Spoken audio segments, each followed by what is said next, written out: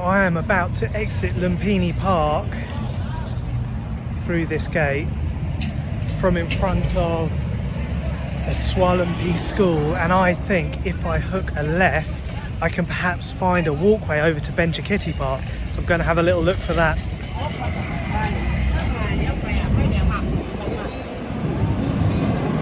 Okay, it's a big old road, but there is something to walk on. And I think it's going to be up this way, and the creek past.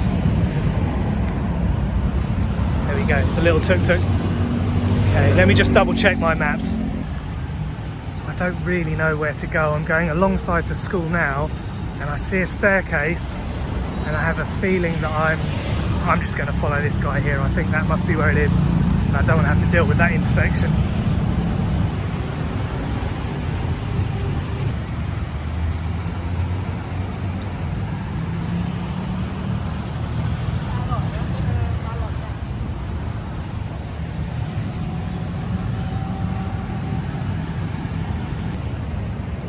There we go, if in doubt, follow the crowd. I'm pretty sure this is the boardwalk between Lumphini Park and Benchakitti Park. I think it's about 1.5 kilometers. So yeah, I've started, so I may as well continue.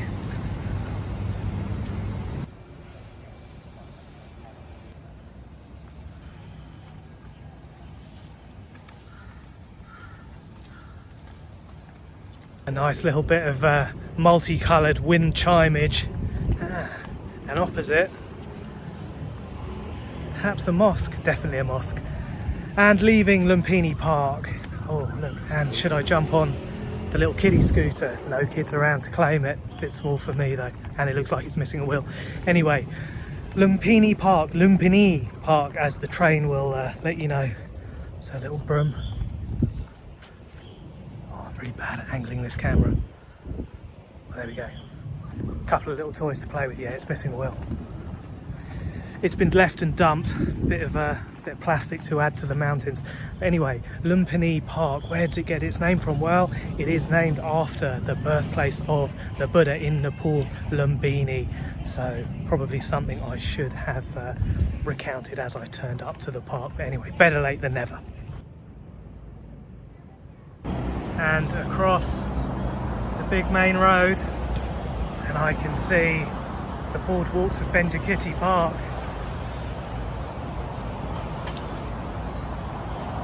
Straight onto the Sky Boardwalk. Nice and easy, yeah, great little green corridor. And which entrance have we ended up? I just had a little bit of a moment. I was expecting to turn up in Chatterchuk Park and find the 12 ox sculpture, which I was going to have a more in-depth look at. But it is Benchakitti Park, which we came and visited a few weeks ago, and I would say go and check that video out. It is a great wetland park, and a difference between Lumphini and Benchakitti is this is a naturalistic style development where the aim is to kind of let it take care of itself once the ecosystem has been set up, whereas Lumphini is a purely managed park. So yeah, two different looks, and great that there is that walk between them. It connects the green spaces, and there are a couple of people. Are they fishing? They are. They got some fish. Look at that. How did they catch that? I don't see a line.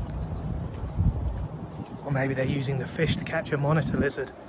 I don't know, can you eat a monitor lizard?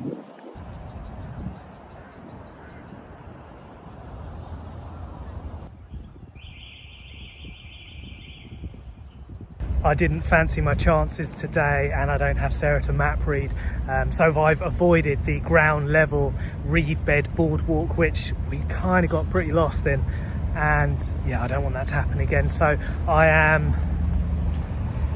going to take the straight road down to the part of the park that I'm interested in. And last time I didn't really get to look around this big structure that was billed as a museum, but it kind of looked a bit derelict. So I think I'm going to make my way back there and see if I can have a little nosy. And some benefits: quit drinking, and if you quit smoking.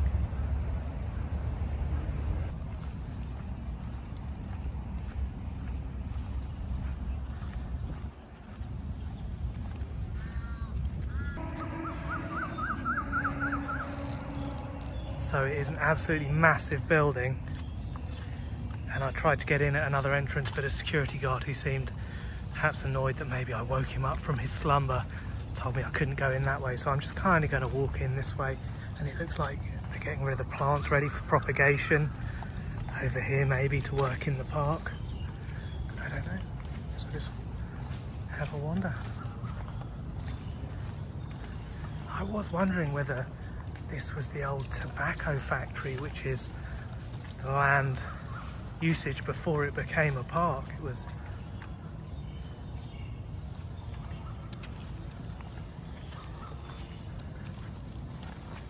they've got what looks like modern additions of walkways going through.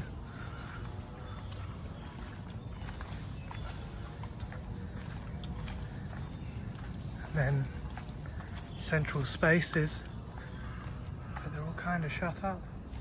Okay, there's a big model over here. Maybe I'll walk past the security guard and see what happens.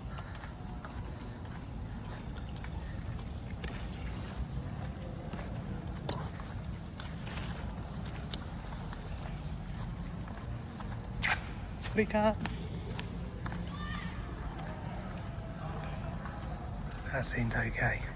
Wow, this looks like an absolutely massive model of, is this Bangkok? It's got to be, and then we're going to get to walk through the Chow Prayer, I reckon.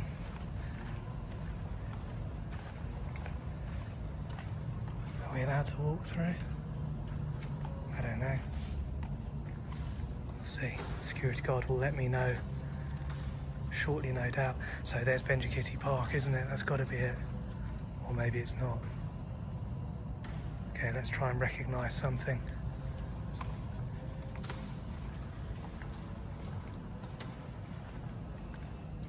I need to identify a park, I think. There we go. There's Lumphini Park and Benchakitti Park. Let's go and have a little look.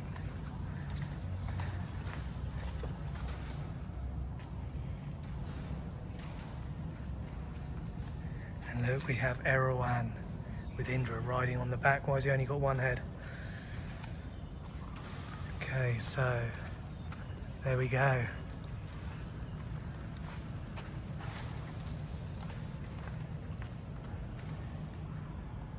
Benchakitti Park with a little marker saying you are here, and just along Lumphini Park you can see the little island in the middle of the lake. Now can I identify where we are? So let's trace our steps. Benchakitti Park, and we went across the walkway from Lumphini Park, and I reckon this is going to be the Salom area. There's the King Power, recognise that building anywhere. And we're going to make our way towards the Chow Prayer, and I don't think we're going to go far enough along the BTS. I can't see a big Buddha anywhere. What can I see? Well, I can see Victory Monument just there. Is that Victory Monument? And then let's have a little look.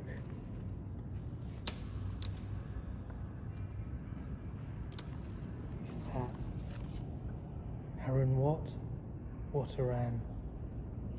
And so over the opposite side we should have the Grand Palace and all that good stuff there.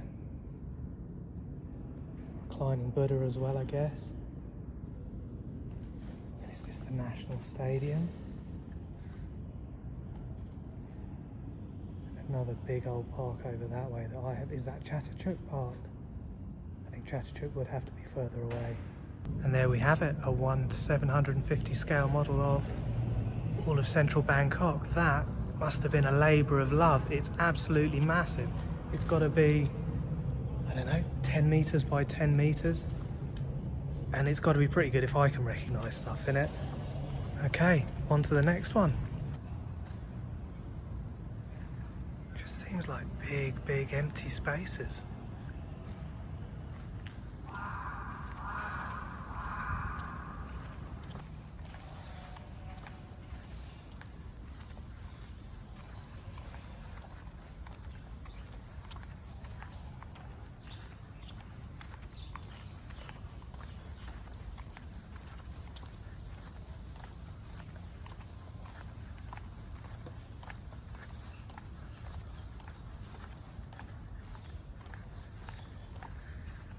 This is where all the disappearing sparrows from Europe have come to. They've all made the move to the sunny Thailand climes.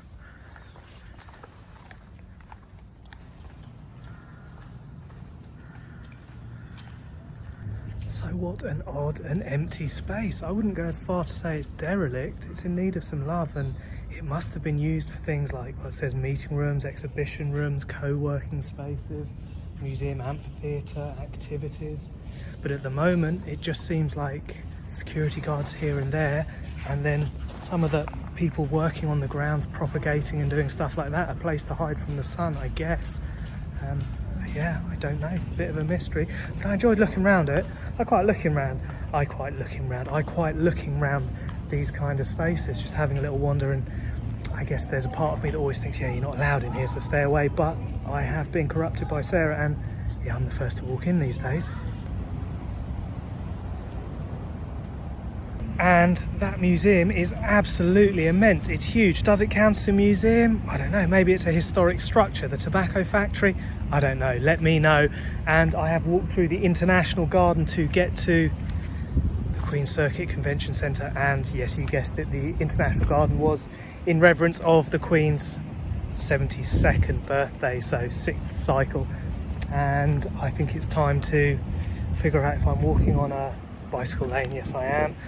And make my way back to the I think it's the MRT Blue Line perhaps, and wander past the convention centre. Maybe I'll see if I can get a look in there. Here's that massive celebratory lake with the floating circular amphitheatre in the centre. I think it says that's 100 metres in diameter. If that's the case, that is absolutely massive. They are always massive here in Asia.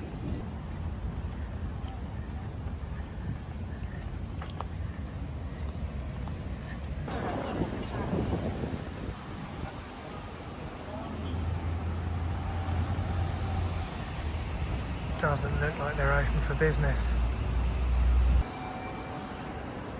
So yeah, it feels like maybe Manchester NEC or perhaps the Excel Centre. I presume these are the big exhibition rooms at the sides, and I was allowed in and loads of people are in here, so yeah, I was sensible to just give it a go.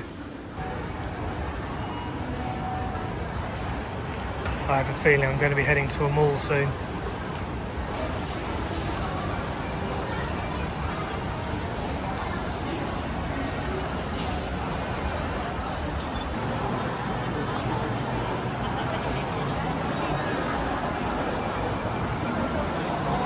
So it looks like it's a busy exhibition centre and a book exhibition is on, and I don't know, do you have to pay to get in these exhibitions? Back at like the XL you always do, so I don't know, perhaps I'll just try and walk through and say Sarika, okay, say hello, and that's all you need. No ticket needed so far, and I think it's a book fair.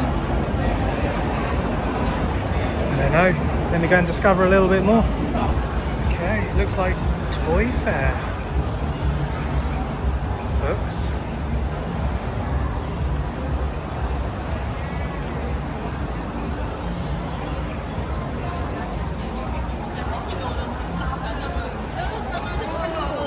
Yeah, I think it's primarily a book fair. Got excited by seeing all the games.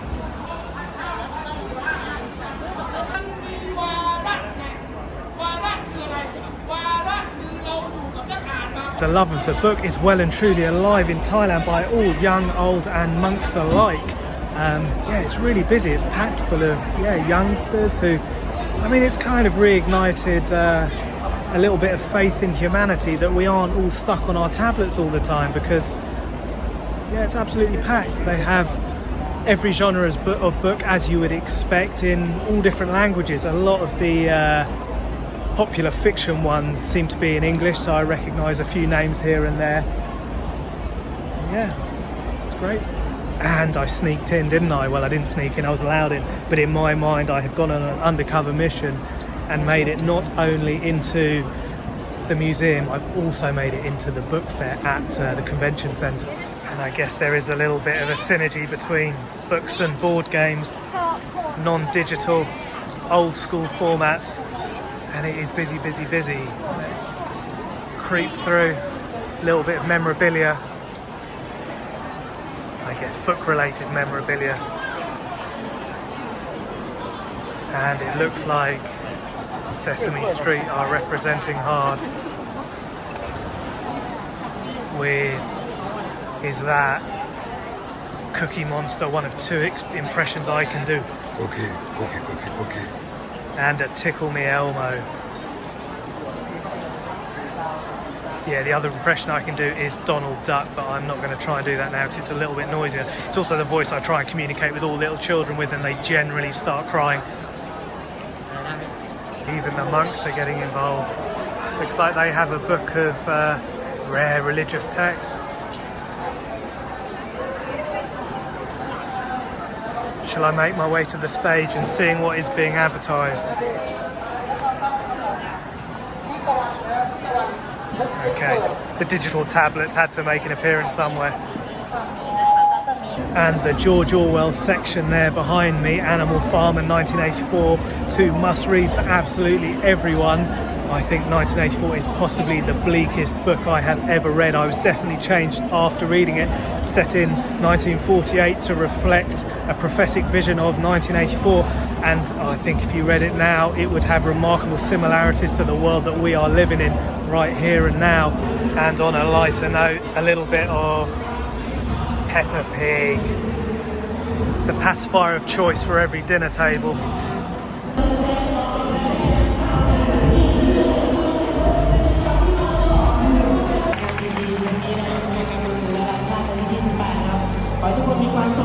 Back in the day, I did perform at many a trade show, but I can't ever say I was invited to grace the stage at a book fair, and those rappers doing their thing. I'd love to know what they were rhyming about, and at first I thought, yeah, that is a random booking, but I guess it's not really, is it? It's lyricism, it's poetry, it's wordplay, it's wordsmithing. So actually, yeah, I've instantly changed my mind about saying, yeah, why were they booked? I think, yeah, they should be. Definitely listen to some of those legendary rappers, and yeah, there is, it's different, but they're as good as any of the poets out there, I'd say. Who's your favourite poet? I'm going to go William Blake, Joy and Woe myself. Oh, they're done now. I was kind of enjoying it. They were bumping those big beats. Yeah, Mark Chu, you would kill it out of one of these. Teddy bear, say your prayers. Teddy bear. I didn't get lost in Benchakitti Park, but I am thoroughly disorientated now. I am in the book fair. Yeah, there's sort of, well, it shouldn't be too hard to get out of here, but everywhere I go seems to go to a different exit that I don't really recognise, and I kind of want to go out where I came in, because then I know where the MRT is. So I didn't find the way out I wanted, but this massive carving on the wall has drawn me in.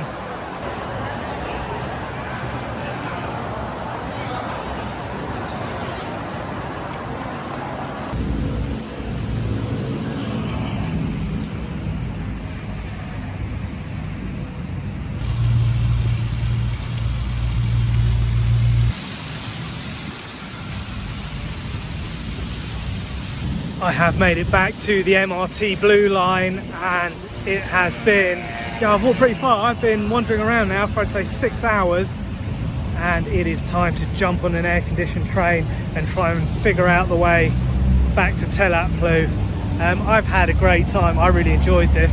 I didn't imagine that I'd end up in a book convention, kind of because I thought I was going to Chatuchak Market for some reason. I still don't know how that cognition went so wrong.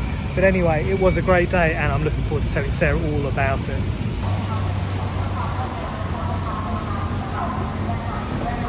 Yeah, with the tannoy blaring in my ears, I'm going to say, yeah, there's nothing like walking right around a massive convention centre to find out that the exit from where you were standing is right into the tube. So we live and learn. I should have known that one. So it's a busy old station, and it definitely pays to have your change, otherwise you've got to queue up, which is what everyone's doing, and you could be there for, I reckon, 20 minutes.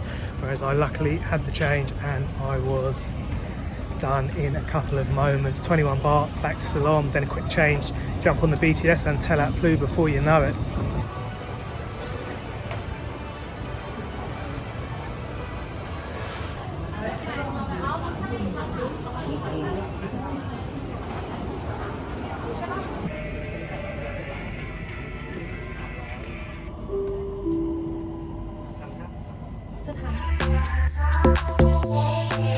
Teddy bear.